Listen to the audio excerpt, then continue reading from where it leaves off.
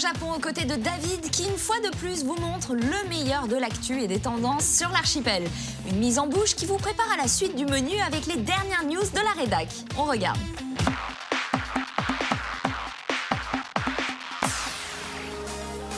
Konnichiwa, salut à tous. Aujourd'hui, nous sommes dans le sud de Tokyo, au centre de convention Tokyo Big Sight, et je vous emmène dans un gros événement sur la mode, le Fashion World Tokyo.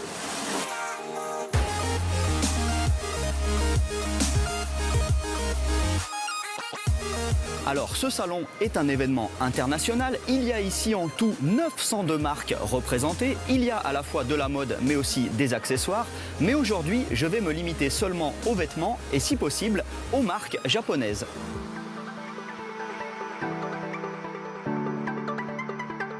Me voici dans la zone des couturiers japonais et en ce qui concerne la mode féminine, voici l'une des marques qui me plaît beaucoup. Alors ça s'appelle Couture de K et il propose des choses à la fois très originales et assez rock'n'roll, comme cet ensemble qui est fait à base de cuir, de vinyle peint en doré et puis aussi pas mal de pointes ou encore des têtes de mort. Mais ils ont également des choses beaucoup plus élégantes et d'inspiration complètement Japon traditionnelle, comme cette très belle robe dont le haut me fait beaucoup penser à certaines robes que portaient les geishas. Niveau mode masculine, voici une marque qui m'a forcément interpellé, elle s'appelle David et Jonathan. Il nous fait des t-shirts assez fashion kawaii à base d'animaux et de fluo.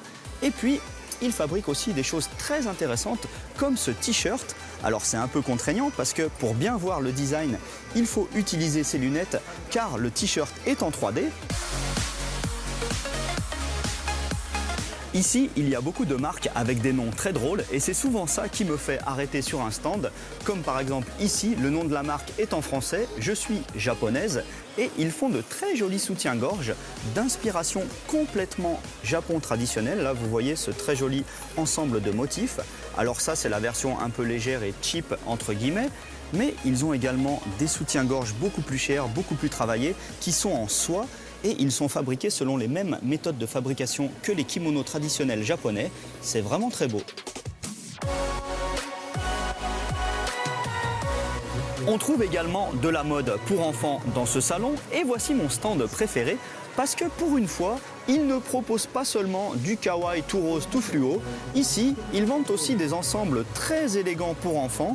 L'inspiration vient des plus grandes marques de haute couture et les tissus sont de type Chanel Tweed par exemple. Je trouve ça super joli.